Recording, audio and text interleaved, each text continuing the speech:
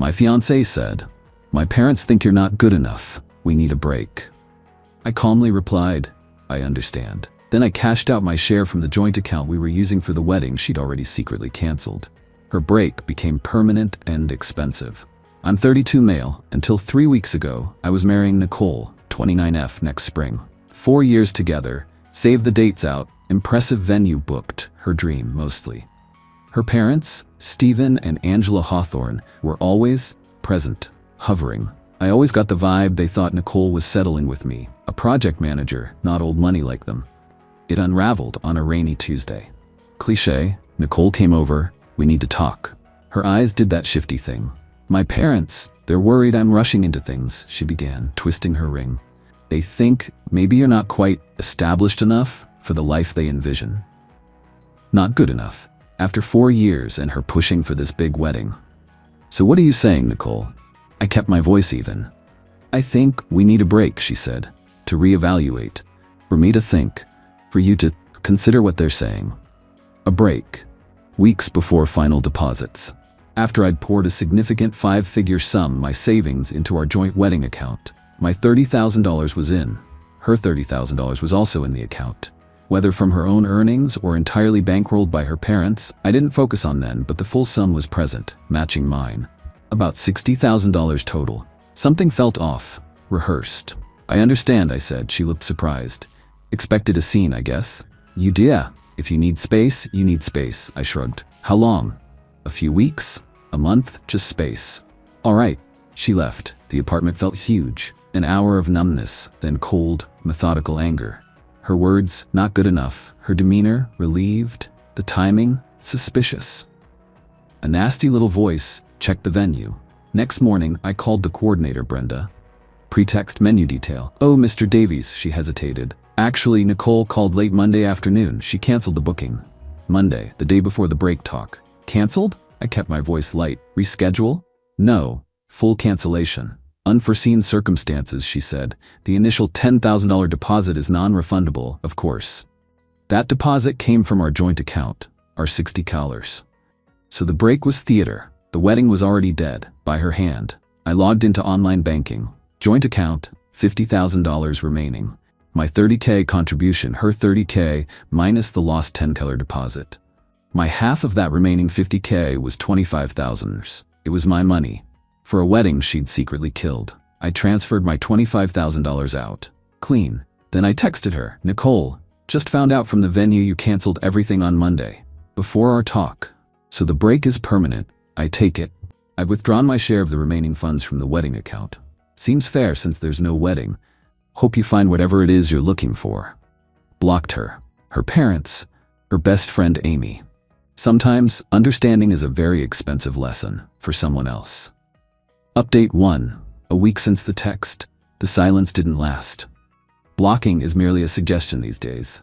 Thursday morning, voicemail from an unknown number. "Nicole. Angry, not sad. Justin, what on earth do you think you're doing? You took money from our wedding account. You can't just do that. Call me immediately." Our wedding, the one she canceled. Delusional. Didn't call. Emails followed. From Nicole. Urgent, financial error. You've made a huge mistake. Gist. I'd stolen from her. I was petty, ruining her. The break wasn't a breakup, a likely story. Her parents were disgusted. Return her money. My $25K magically became her money. She waffled about the venue cancellation being not finalized when she realized I knew. "Lady, full cancellation is pretty final." Then Angela, Nicole's mother, got my work email. Masterpiece of passive aggression. "Justin, Nicole is distraught. While we expressed minor reservations, your actions have been disproportionate and cruel. You have taken funds earmarked for deposits. Nicole is now in a terrible position. As a gentleman, you should rectify this oversight at once." Rectify this oversight. Love that. As if I accidentally tripped and my money fell out of her account. The $10K venue deposit was already gone. $5K mine, $5K hers. My withdrawal of $25K from the remaining $50K left her with her exact $25. Math. It's not that hard. My one reply to Angela CCing Nicole. "Dear Angela, Nicole canceled the wedding venue on Monday, October 9th, before informing me she wanted a break. The funds were for that wedding. No wedding, so I reclaimed my portion. Nicole has her full contribution. Any further commitments are her own. Matter closed. Red flag to a bull, apparently.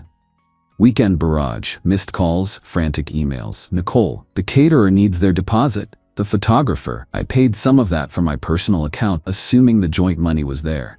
You owe me. Her claims about these other vendor payments, supposedly made from her personal account, gave me pause. If true, the timing would be crucial. More things to verify, I supposed. Her brother Brandon, 31M, messaged me on a professional networking site. Justin, man, what's your deal? Nicole's a mess. Mom and Dad are concerned. Give her the money back. Be the bigger person. It's just money. It's just money. Easy for him to say. The bigger person doesn't lie or secretly cancel weddings. Saturday night, looking at an old photo, we were happy, felt like a fool, a flash of regret. Then I remembered not good enough.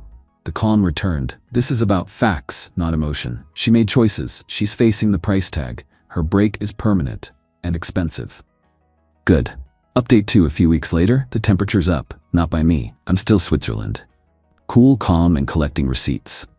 Nicole and the Hawthorns, Stephen, Angela, and Brandon as attack dog have doubled down. It's almost impressive. Dirty tricks. Social media vague booking. Nicole's sad, cryptic posts. Trust betrayed, picking up pieces. Amy, her friend, cheering her on. He never appreciated you. Annoying, but ultimately hot air. The shared items gambit. Nicole emailed a demand list for items from my apartment. Some gifts from her, fair enough. But then my stuff bought pre-Nicole. Sound system, art, logic. We enjoyed them together. No, that's not how ownership works. She also demanded some kitchen gadgets that were wedding shower gifts sent to my address from my relatives, clearly intending them for herself rather than for return to the givers. The audacity. The financial fog machine. This is the big one. She's now claiming she fronted thousands for various wedding things, dress alterations, deposits for smaller vendors, from her personal accounts, with the understanding she'd be reimbursed from the joint wedding fund. As I looked into it, I found she had produced some invoices. The problem? I never agreed to reimburse her for personal wedding attire from the joint fund. Her dress was her dress.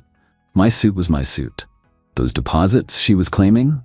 I discovered some of them were dated after she canceled the main venue. So she canceled the wedding, then continued to spend money on… what exactly? A phantom wedding? Or was she hoping I wouldn't find out about the big cancellation? She's also demanding I pay half the cancellation fees for vendors she booked and she canceled, including the main venue's $10K non-refundable deposit. She conveniently forgets that $5 of that lost deposit was my money already. She wants me to pay another $5, so she's whole and I'm out $10. The math of the truly entitled is a special kind of creative accounting. Her parents are backing her. Angela called my mother. My mom listened, then basically said, Angela, it sounds like Nicole made some decisions without consulting Justin and is now upset about the consequences. Justin is a grown man, and frankly, from what he's told me, his actions seem perfectly reasonable. That conversation ended quickly. Go, Mom. Brandon leaves sanctimonious voicemails. You're really showing your true colors, Justin. This isn't how a man behaves. You're leaving Nicole high and dry over a misunderstanding. A secret wedding cancellation is a misunderstanding? Okay, buddy. My response to all this? Documentation.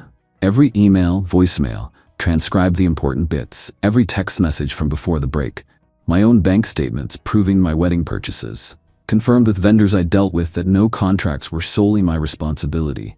Quick chat with a lawyer, showed him the timeline, the joint account agreement. It was a simple one, thankfully, just stating funds for mutual wedding costs, proof of my contribution, and Nicole's venue cancellation confirmation. His take? I'm in the clear. The money I took was verifiably mine, intended for a purpose she unilaterally nullified. Her subsequent spending or cancellation fees are her problem. He said, she's trying to bully you. Don't let her. Good advice. The expensive part for Nicole is already happening. She's on the hook for several non-refundable deposits she paid after canceling the main venue, but before the break talk, thinking, I guess, that she could still salvage some of it or pin it on me. The photographer, the fancy cake lady, the string quartet she absolutely had to have for the non-existent ceremony. Those vendors want their cancellation fees. And they're looking at her, not me. I haven't been aggressive.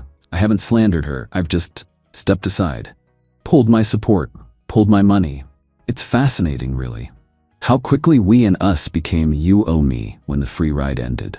My resolve is solid. She wanted a break, she got one, a permanent, financially inconvenient one. The not good enough comment still stings sometimes late at night. But then I look at the growing file of her increasingly unhinged demands and I think, yeah, I'm good enough to not put up with this. Update 3. Well, Merry almost Christmas, everyone. Or, if you're Nicole Hawthorne, probably not so merry. The last month has been enlightening. The entitlement reached its crescendo, and then finally, the music started to fade. For them, anyway. For me, it's been a period of calm, firm lines in the sand. So, the dirty tricks continued for a bit, then sputtered out. Nicole, through her father Stephen this time, actually had a lawyer send me a letter. It was full of bluster. Misappropriation of joint marital funds. We weren't married. Emotional distress, breach of promise, to marry, the one she called off.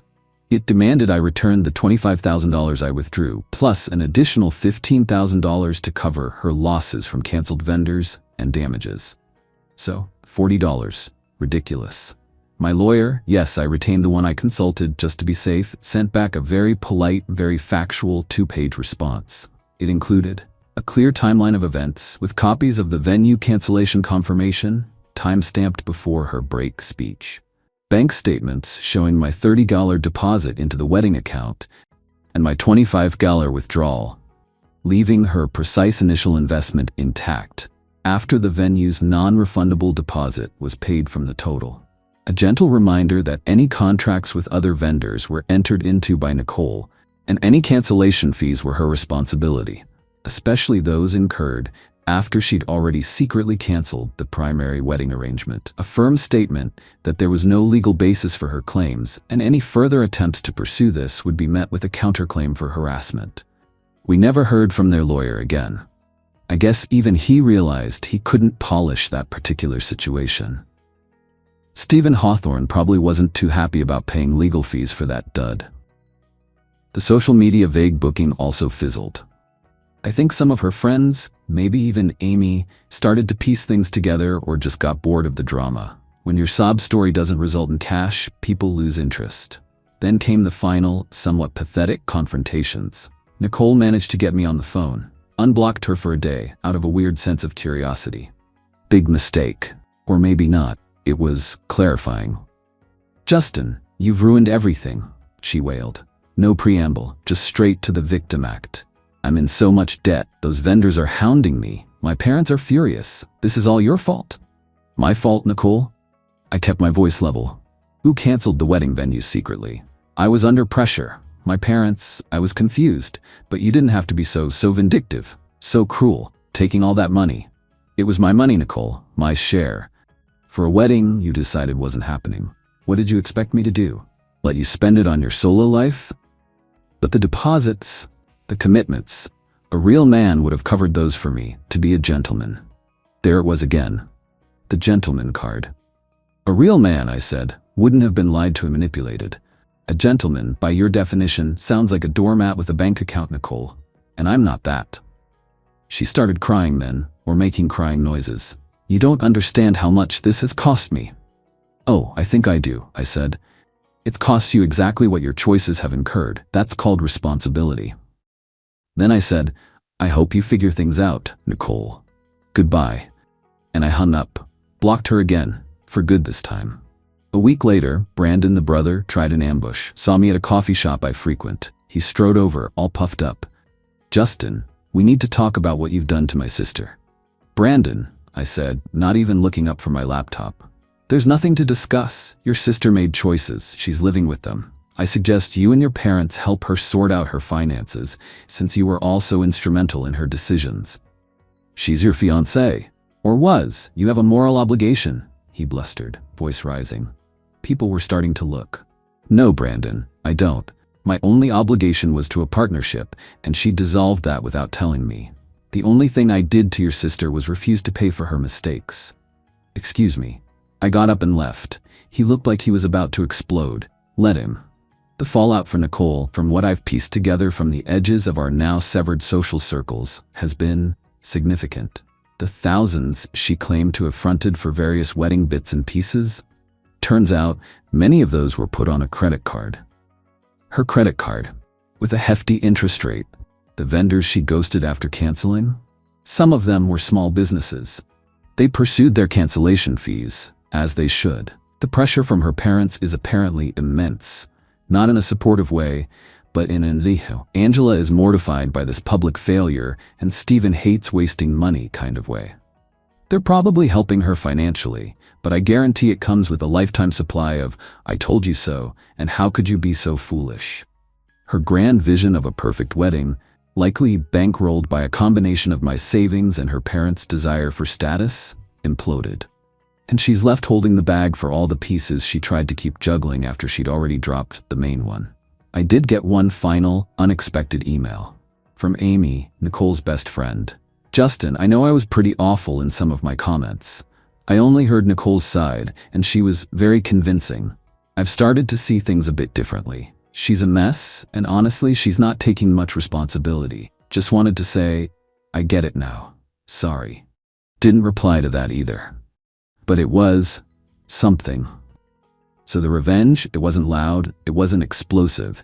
It was just me, calmly stepping out of the line of fire and letting the shrapnel from her own grenade hit her. She wanted a break, thought I wasn't good enough. Fine. She got to see what good enough for her parents' standards would actually cost when my contribution was removed from the equation. It was expensive. Very. Final update. It's been nearly 5 months since that last phone call with Nicole, and about 7 since my world tilted on its axis. Figured I owed a final update to those who followed this mess. Life moves on. It's quieter now. The anger has mostly faded, replaced by a kind of weary pragmatism. I don't rejoice in Nicole's financial struggles, but I don't lose sleep over them either. She built that bed, she's sleeping in it. From what little I hear through the grapevine, it's a small world, even when you try to shrink yours. Nicole is still dealing with the financial fallout. She had to move back in with Stephen and Angela for a while to save money, which I imagine is its own special kind of hell for all involved. The dream wedding debt is apparently a sore subject.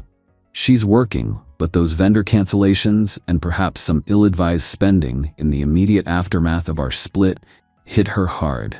There's no talk of her dating anyone new. I suspect her confidence, and perhaps her parents' willingness to fund another social experiment, took a beating.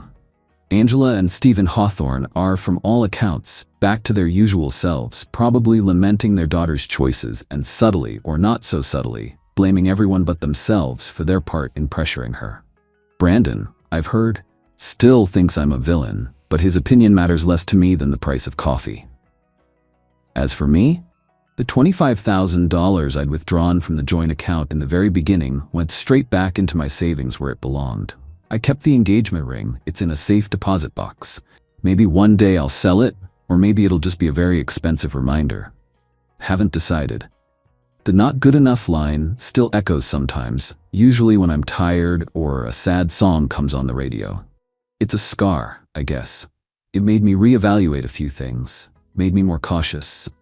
Trust is a fragile thing, easily broken, harder to rebuild. I've been on a few dates, nothing serious. I'm not in a rush. There was no dramatic courtroom showdown, no public shaming, beyond what she brought on herself.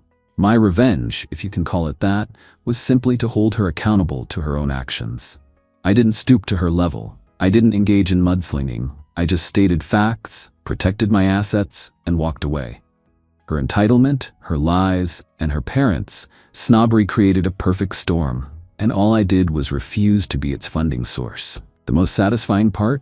Knowing I handled it with a calm I didn't know I possessed, that I didn't let them break me down or manipulate me further. The moral justification was always clear. She lied, she deceived, she tried to make me pay for it. I simply said no. So yeah, life isn't a fairy tale. Sometimes the princess reveals herself to be more interested in the royal treasury than the prince. And sometimes the not good enough guy turns out to be good enough to see through the deception and walk away with his dignity and his savings intact. It's not a happy ending in the traditional sense. A 4-year relationship ended in a pretty ugly way. But it's a real ending, and I'm okay. I'm moving forward. That, in itself, feels like a victory. Thanks for listening.